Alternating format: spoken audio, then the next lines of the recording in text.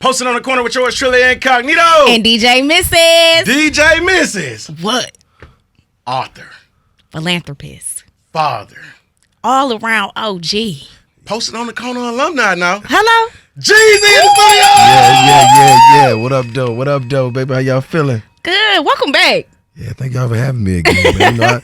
I like being posted on the corner. I know that's how I call that being productive.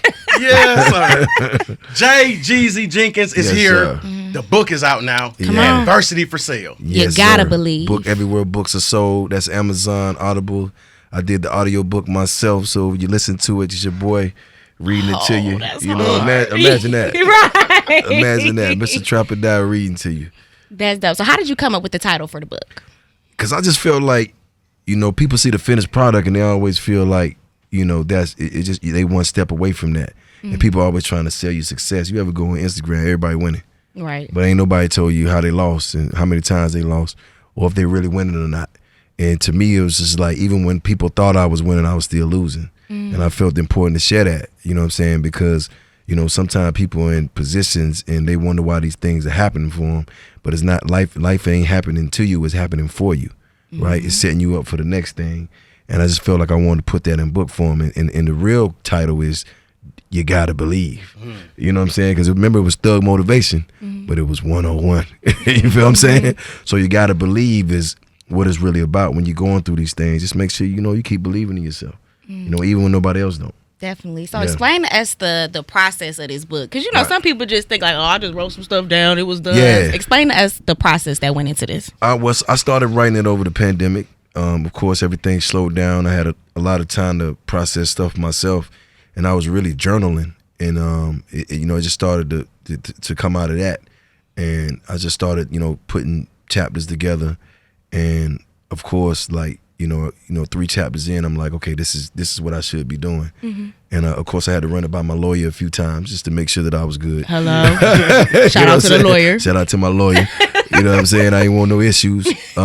Because a lot of my past, is real, and I definitely didn't want to say nothing that can incriminate myself or incriminate anybody else. So I just wanted to make sure everything that I spoke on was spoken with integrity, right? Sure. And that was a dope process because I did have to take a lot of things out of the book. Mm-hmm. You know what I mean? He's like, I wouldn't recommend this. You feel me? It ain't everybody's business. Yeah, if you like your freedom and you enjoy it, you know what I'm saying? And I mean, it was all around like a dope process. I mean, I got to be honest, it was very therapeutic just being able to like dive into some of that stuff because for me, I spent a lot of time like going through things and pushing them to the back of my mind. If you guys say it in the book that I'm glad it's not me. I just had that mentality for a long time. Like when things would happen to people, I'd be like, man, I'm glad it ain't me. I gotta keep doing what I'm doing. You do that for so long, and then you start to wonder why your emotions are. You know what I'm saying? You got an icebox where your heart used to be. Right. You know what I'm saying? And I just started to having to chip away at that. You know what I'm saying? Because I was finding myself in situations where I'm like, damn, why do I not, feel about this or why? Is this triggering me, right? And these are things that I didn't know going into the book, and I started to learn, right? And what was dope about it is I feel, especially as a black man, like you got to share that because we feel like we just got life under control and we're going to get through everything. But, you can be the strongest person in the world. Life will break your ass down. Hello, you talk feel about me? It. You feel me? I do. When it came to titling the book, was Adversity for Sale, You Gotta Believe, the first title you came up with? Well, actually, it wasn't. The first title, I couldn't really get a title, but just like my albums, as I get into it, I start to understand what it is. You know what I'm saying? And to me, it's just like, man, you lost a lot. You lost a lot. And I mean that literally. And it's just like, but I lost a lot, but in my losses, I learned so much, right? And I'm like, that's where the daddy, that's where the information is in the losses. I can tell you I won 1,000 times. You know what I'm saying? I sold millions of records and probably about 20 million to be exact. Don't quote me on that, but I think it's up there.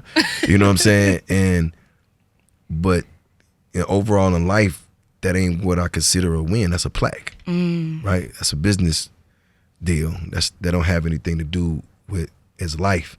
So I just feel like I just had to express that. And as I was expressing that, I was just like, man, let me tell these folk the truth, man. For sure. Right, and it was a lot to open up like that because you know me, like I come here, I ain't about to say 3 words, you know what I'm saying? But I just feel like, you know what, this is a perfect place to share because I'm being real with myself, I'm being openly honest, and I'm being transparent, and the book did a lot of healing for me, if I'm honest. Yeah, it did. It was dope. Yeah. That's dope. So why now? Why release this book right now? That's a good question. Because I feel like I've done so much musically, you know what I'm saying? And you know, I learned as I was making music. And what I learned, if you heard in the Recession and all these different albums, I put it into music.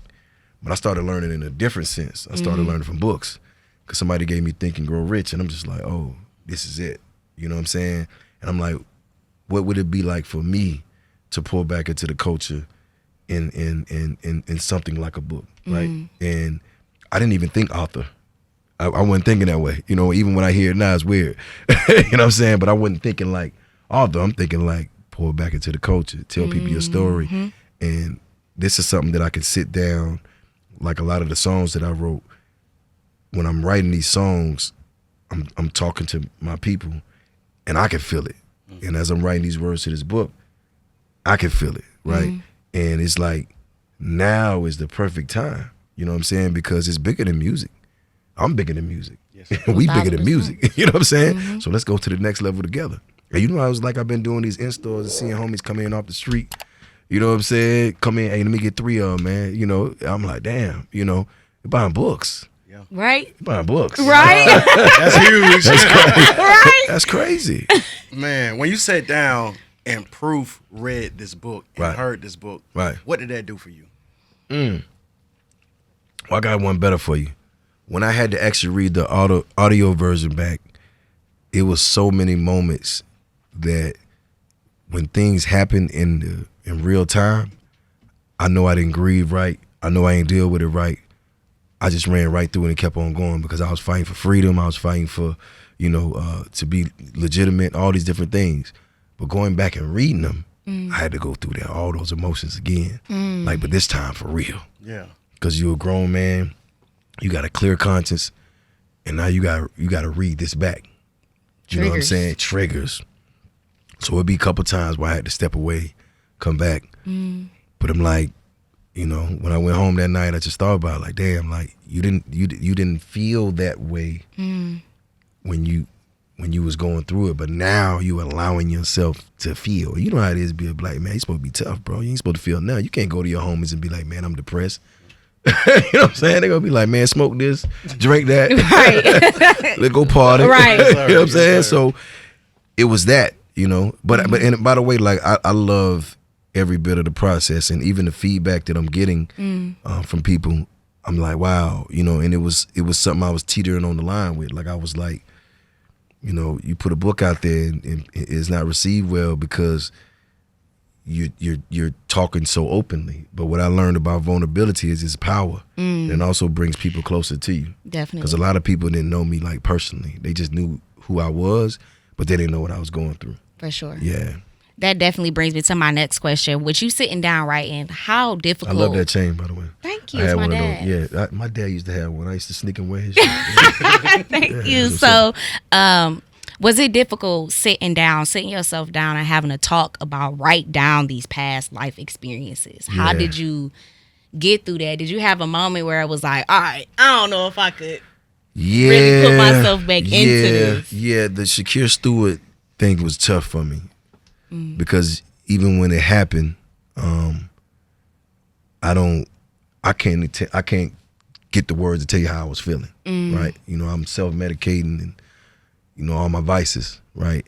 But to have to write it down, now I'm having to go through those feelings of what I'm saying, right? And for the first time in a long time, you know what I'm saying, I had to sit in it. But after I sat in it, I felt free. You feel what I'm saying? Because I was blaming myself a lot for not being there for him and not seeing the signs, right? And now I got to come to grips with, you know, he was going through what he's going through. That's my brother. I'm always big up him and executive produce all my albums, everything, because I love Shake. But I think what I was walking around with was a bunch of resentment and being upset. You know what I'm saying? I just had to let that go. And they say, you know, a wound can't heal if you don't let it hurt. You know what I'm saying? You gotta let it hurt.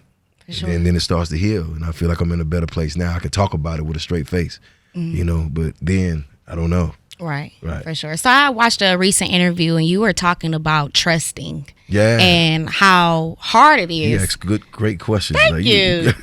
So, just simply about trusting and how difficult that was for you in your past, and something that you're still kind of struggling with. For sure. So, how are you working to better yourself when it comes to that? I mean, I just handled it all with grace. But trust is like it's how can I say? It's always work in progress. You know what I'm saying? And my grandmother always taught me, you know, just don't walk in no situation and give them all your trust. They have to earn it. They have to, they have to build a rapport with you.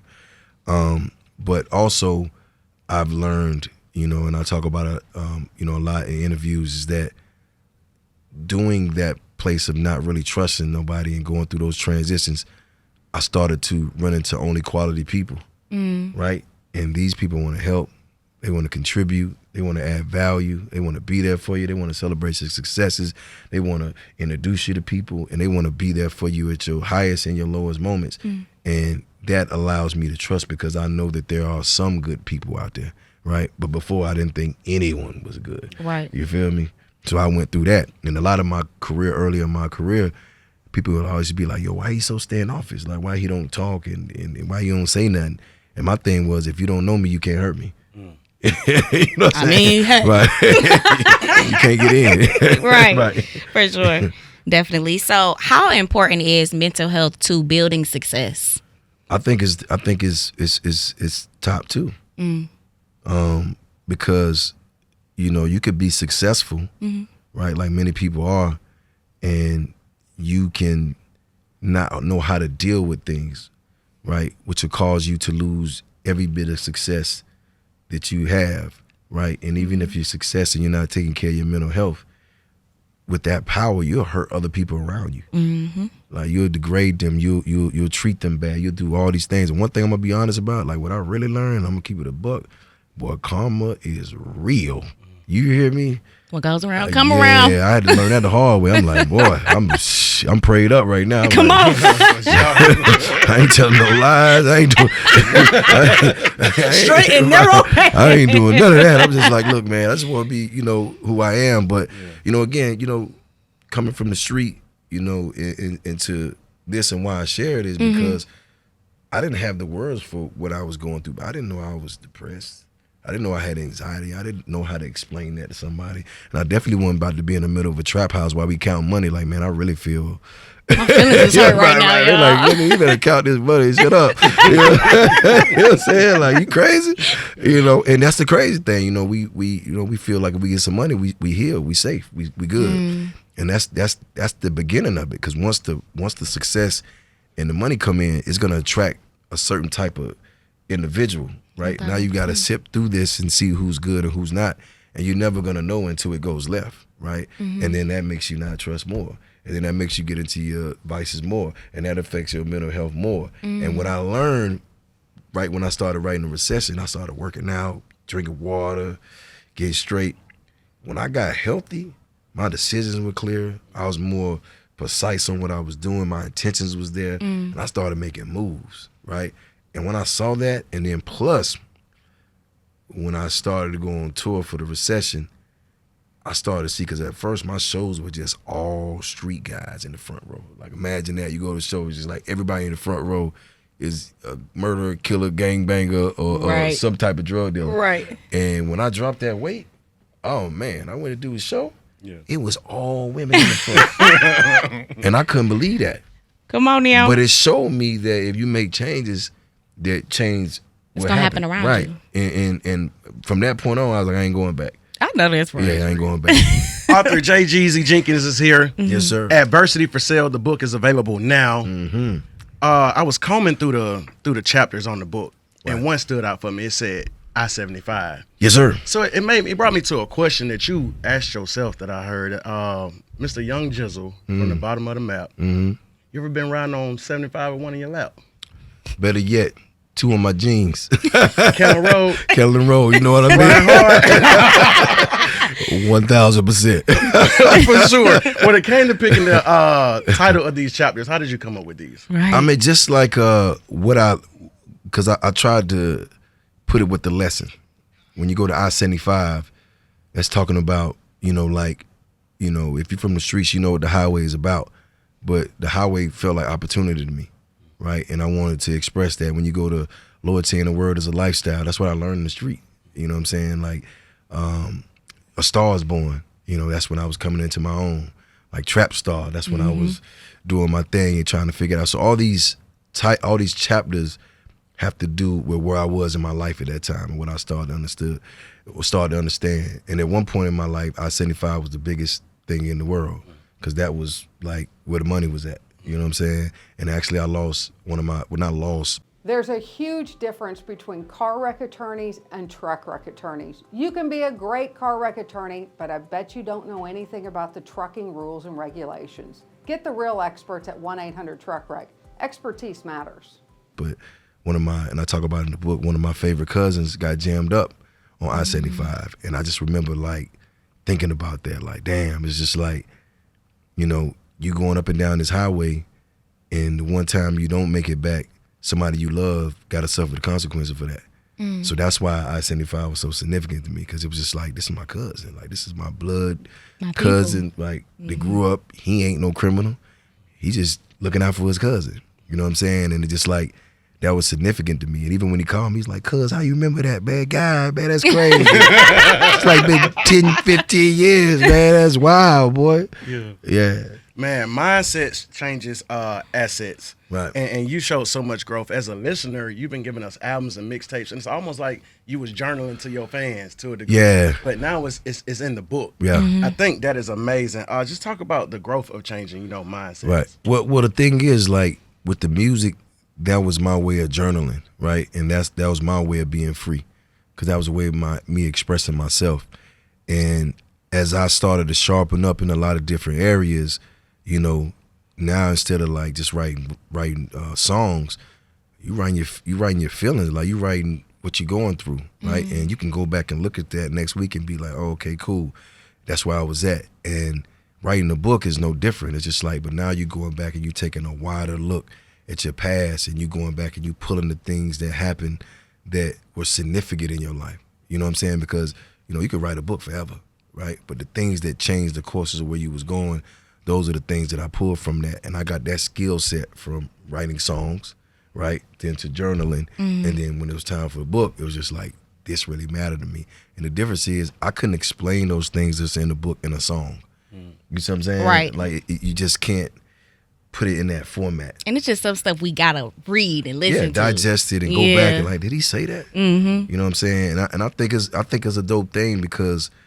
to put your life in 250 pages, like, crazy. You gotta have, my pen is ill. Come on now. It is something serious. I know that's feel right. me? Yeah. So in the book, you spoke about steps to success. Yeah. So creating a plan, discipline, making sacrifices, and of course, believing in yourself and making the plan. So has that always been your steps, or have they changed over time? How did you come up with these steps to success? That was my plan when I was still in car radios. If I'm Period. honest. Hello. Because the first chapter, the first sentence is, I ain't gonna lie, I was a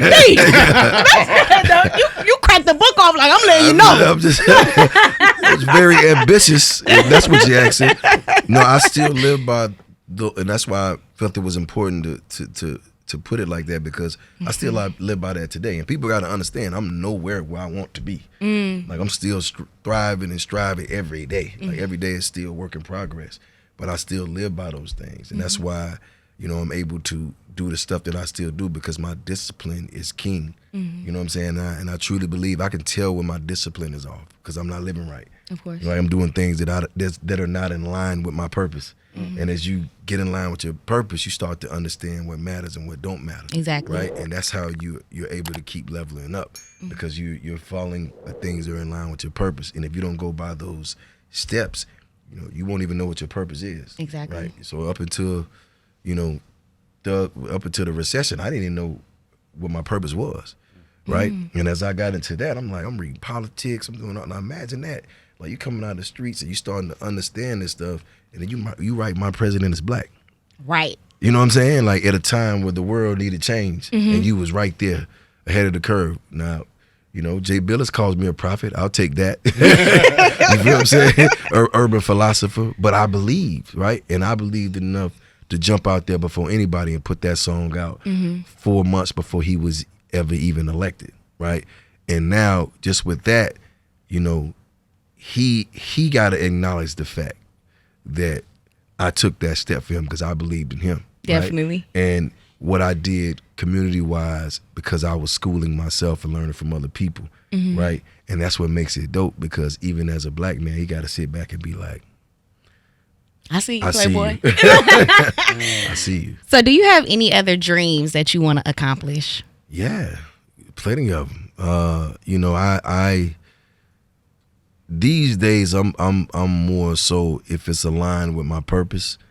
So nothing is monetary, right? I'm like, how can I be the best example for culture that's coming from where we come from? Because when I came in the door, Trap or Die, all these things, I was only giving you what I knew. But I'm a vessel to get out here, actually learn and get in these rooms and bring this information back, right, to the culture. And that's my dream, to continue to bring the information, the data back the best way I know how, and to continue to empower the people that have their own dreams and goals, right? And they want to succeed as well. And that's where the fulfillment is. Because now the money's already made, right? But how I continue to fulfill and break the barriers. Like, I'm not the first person to write a book by far, but my story is so much different than anybody else's, right? For sure. And whatever comes next, that'll be the information that I learned. I'm bringing it back. That's why you hear me talking real estate. You know, I dreamed to be a real estate mogul. I can actually say that, right? And that was a thing that I had to work hard at. A lot of people don't know, like, my first building in Buckhead, like, they wouldn't even sell it to me, you know, because of who I was. So I had to use my street tactics, you know what I'm saying? Get behind some people and work some things out. And I got in there. So I probably one of the, you know, youngest black men to own a building in Buckhead. Wow. You know, but at the same time, I want to share that, right? Because that's where the power is at. You know what I'm saying? Speaking of being a vessel and living in purpose, your last 72 hours has range. We talking about from the Potter's house to Buckhead. Yeah, that's crazy, right? You know, you put that in perspective. You did. Conversations and cocktail last night. Right. How did that go last night with Man, Tip? let me tell you something, man. Tip is the funniest person on earth, man. That felt to me probably like one of the best moments out of this whole run. Wow. Because I was able to sit there and laugh about the things I would have cried about, you know, 10 years ago. And Tip is a special person, man. You know, we got to protect him at all costs. You know, he's been through the fire. He's always been my brother. But he's probably the only person in this industry that I consider my blood brother. Wow. Like, I love Tip. Like, that's my man. You know what I'm saying? And he's always been there for me, and I've always been there for him.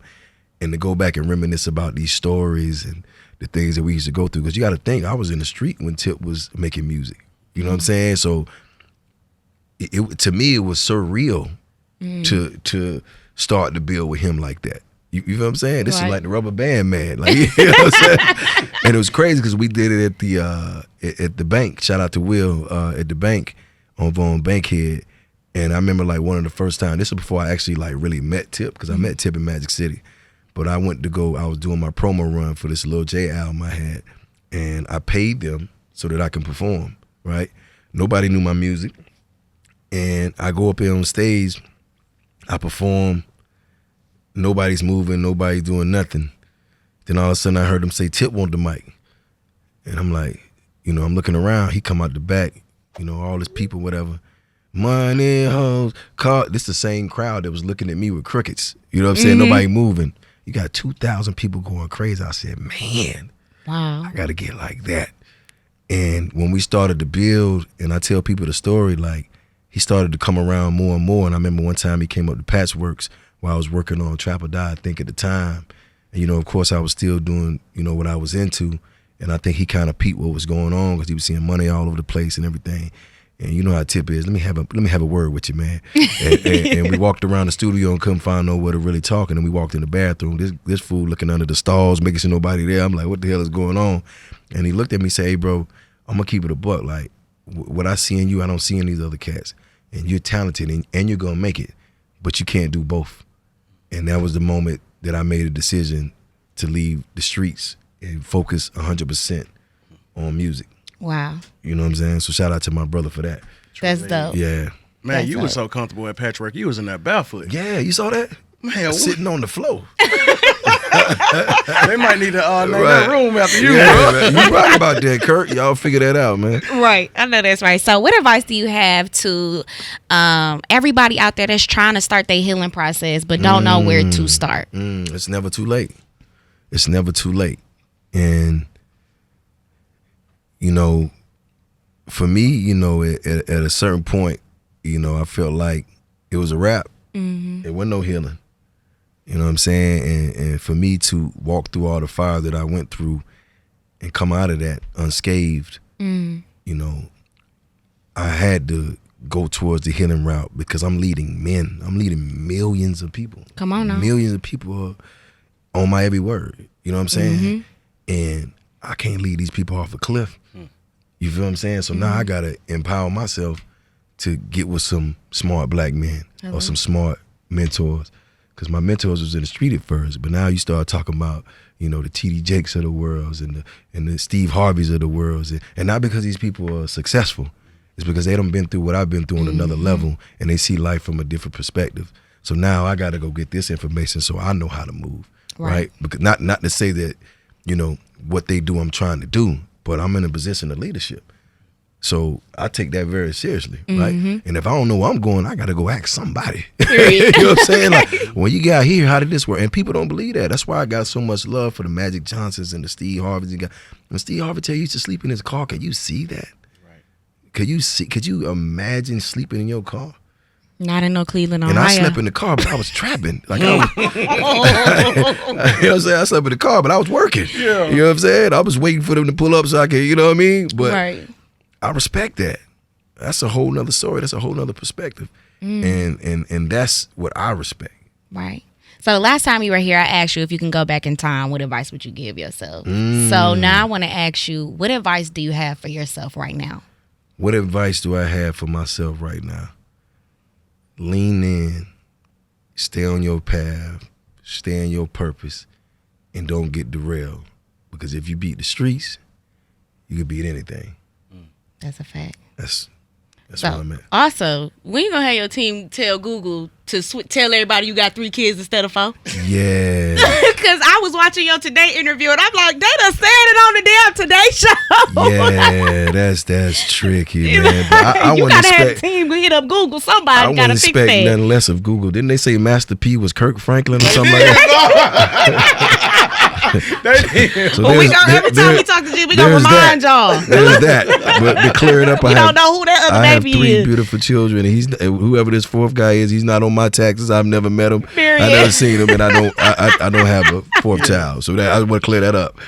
So we good. How's baby girl doing? Everybody's good. Everybody's Great. lovely. Everybody's in a good space. That's They're amazing. just happy for me right now. Good. We know For the sure. influence that Pac has had on your life. Yes. What's one of your favorite Pac songs? Man, they go so many. It depends on what mood you're in. Like if I'm flying through the city, I love Temptations. But I think Temptations is one of the best songs in the world. Just the way he put it together, the sonics, and it always give me that energy. But if I'm ever like having a bad day, like I can listen to So Many Tears. You know what I'm saying? If I'm ever, missing my mom, I listen to Dear Mama. Pocket just like, you know, a lot of people like that was my therapist. That was the person. That was the one person. And you know, you from down the way. Ain't nobody. Everybody got factory jobs. Everybody trying to figure it out. Nobody is standing for anything at that point in time because everybody trying to survive. He was the one person that I felt like I would follow this man to the end of the earth. You know what I'm saying? Because he's standing for something. And I didn't even know I could have an opinion about certain things, right? Wow, yeah. And as I go through things in life, that's how I know he's the one because his music is timeless. There's nothing about his songs that don't pertain to my everyday life right now. You know what I'm saying? And I'm quite sure if he was here right now, he'd probably be in the space that I'm in. You know what I'm saying? He'd probably be out here giving game. Come on Why now. wouldn't he? Right. Right. I asked that question because you had the same influence on the generation. of Wow, you. that's Definitely. big. I received that. I don't know, but I take it. But I know you I'll on the take book it. run. Are you working on any music for you? I'm just really focused on this because it's so fascinating. Like I was telling you guys offline, like I got homies. I'm going to different cities and guys are coming in off the block and they buying 5 or 6 books. Right. Because they want to buy something from their homie. They got locked up, and there's women coming in there buying it for their husband, and guys coming in there buying it for their kids. So I'm just in this space right now because I want to soak it all in. I want to take it all in, and I just want to see where this takes me. For sure. For sure. What's up with the Jeezy Subway combo meal? Yeah, we need to figure that out, bro. I'm going to put that out there. What they say, you speak it into existence. But we got to put that out there. Yeah, because They come home for you franchise that thing up. You know how you come to real estate. Yeah, you feel me? Like, it ain't a bad idea. It's really not. I can see the commercial now. What's the guy named Jared or whatever? Yeah. No, they need Jeezy. Come on. You feel me? They want to sell some sub sales. They need to holler at me. The real. Come on now.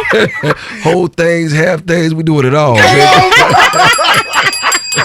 Hey, the author, her father, her husband, Jay Jeezy Jenkins. He was born on the day of the ounce misses. The 28th. They call him an icon. He whip it with a glove on. Come on. Hey. Michael Jackson, Jeezy. Jeezy. Come on with it. He a long way from driving his auntie Nissan. Come on. Jeezy! Love. I appreciate y'all. The book is everywhere books are sold. That's Amazon, Barnes and Nobles. Get the Audible book if you ain't into picking up hard copies. And just know it's real, baby. It's never too late. Let's get it. Yes, sir.